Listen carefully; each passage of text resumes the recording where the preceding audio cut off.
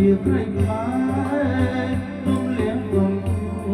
ប្រញ្ញាក៏ឆ្លាតស្ដាប់ពីម៉ែអើយ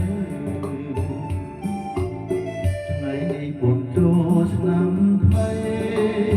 បងពេកមកត្រីអូនរៀបចំផ្ទះ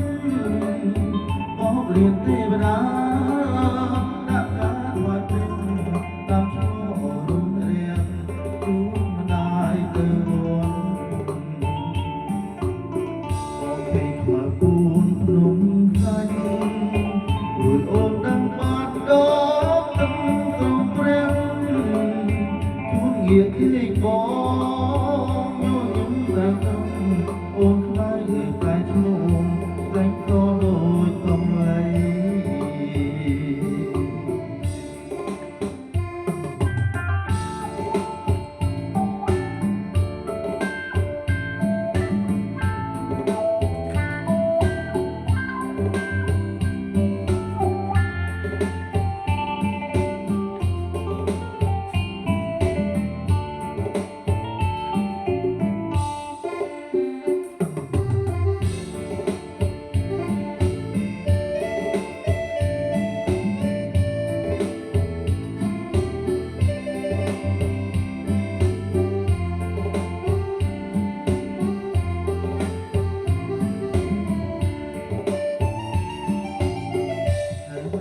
ខ្មែរមានប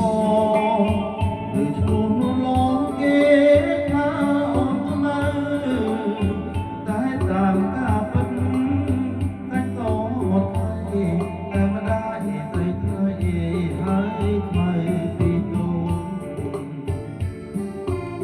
ខាងថ្មីខ្មៅពេញក្រមុំរូបល្អតាមកូនគ្មានត្រីណាជាព្រៃខ្មែរក្រុមលៀងក្រុមទូប្រញ្ញាកូនឆ្លាតស្ដាប់ពីម៉ែអើយថ្ងៃនេះបុណ្យចូលឆ្នាំថ្មីបងភេខ្មៅត្រីអូនរៀបចំផ្ទះបងរៀប